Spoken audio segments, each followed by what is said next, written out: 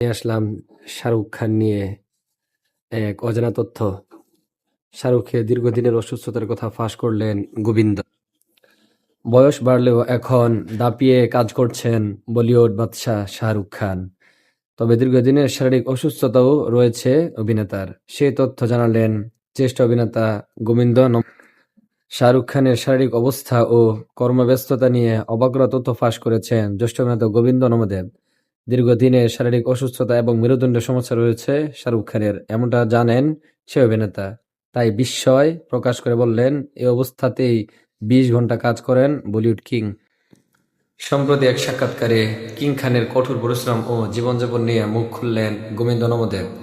শাহরুখের এই সহ অভিনেতার মধ্যে নায়কের শরীরে নানাবিধ জটিলতা রয়েছে, বিশেষ করে তার শিরদাঁড়ার হাড়ের সমস্যা বেশ পুরনো।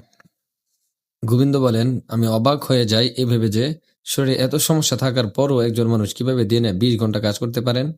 তিনি মাত্র ৩ থেকে ৪ ঘন্টা ঘুমান, আবার নিয়ম করে শরীরচর্চা ও সংলাপ মুখস্থ করেন। শারীরিক কষ্টকে উপেক্ষা করে তিনি সব অনুষ্ঠানে যোগ দেন।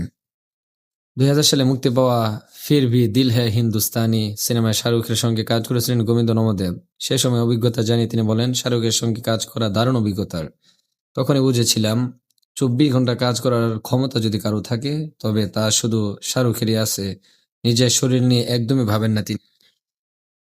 দ্য গার্ডিয়ানকে পুরনো আলাপচারিতায় শাহরুখ বলেছিলেন, তিনি দিনে মাত্র ৩ থেকে ৪ ঘন্টা ঘুমান।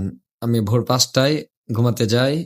মার্ক ওয়ালহারবার্গ যখন ঘুম থেকে উঠেন তখন আমি ঘুমাতে যাই, এবং তারপর শুটিং এর সময় আমি প্রায় ৯টা বা ১০টায় ঘুম থেকে উঠি, কিন্তু তারপর আমি রাত ২টায় বাড়ি ফিরে গোসল করি এবং ঘুমাতে যাওয়ার আগে ব্যায়াম করি।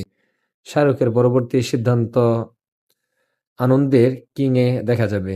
ছবিতে তার মেয়ে সুহানা খান এবং অভিষেক বচ্চনও অভিনয় করেছেন।